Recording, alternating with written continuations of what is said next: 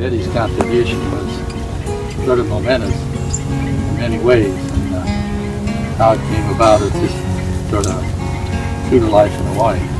I went to a picnic and I met her in Magic Island and said hi, and next thing you know, we're right in the middle of the runway litigation and whatnot, and got that settled, and all of a sudden I get a call and this gal says, I'd like to come talk to you. I was at a place with the Audubon Society and we talked about environment, and I understand you're involved. And I said, slow down.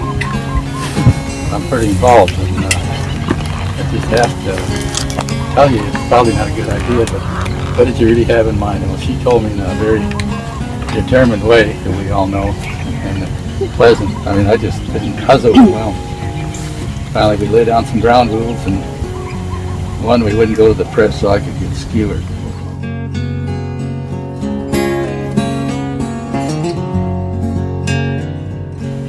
There was such a loggerhead in the federal agencies as far as protecting the environment, helping with the mitigation. The funding was never set up for that in the Congress.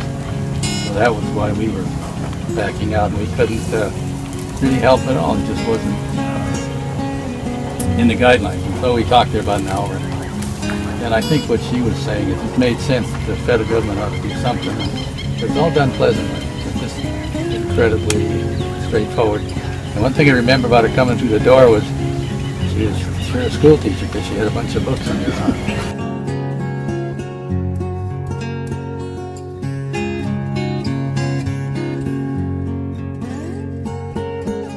We talked and talked, and finally I said, look, I'm willing to pass on Betty's feelings. And finally he says, okay, I'll look into it. And I said, oh my gosh, that's good, because he's really a wonderful guy.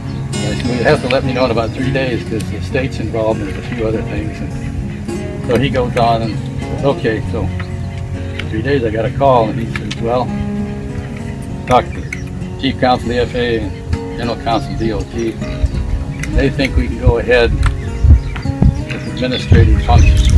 That means don't make it a big deal, but let's do it. Let's try it. And I said, okay.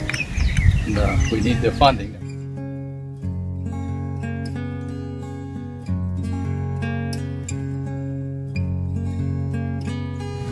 I went to the mainland to work, and the next thing I know, I'm a very popular guy with a nationwide people. I said, you did a wonderful job, and I really did good. You got it going. But anyway, it made my job so much easier over there. The doors open. LA, all of them, they all had issues. Put them out. She was a little bit of a contribution to that.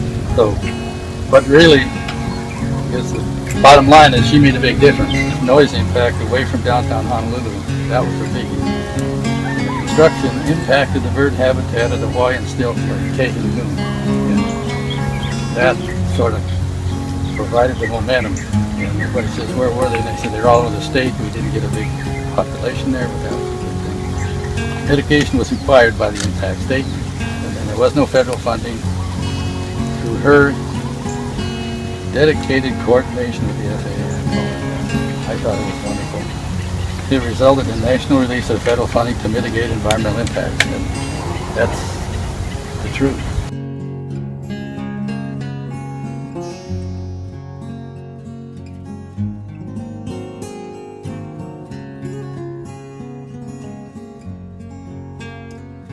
It matters not how long a star shines, but it's remembered is the brightness of its light. That's all I've got to say. Thank you all for coming. I really appreciate it.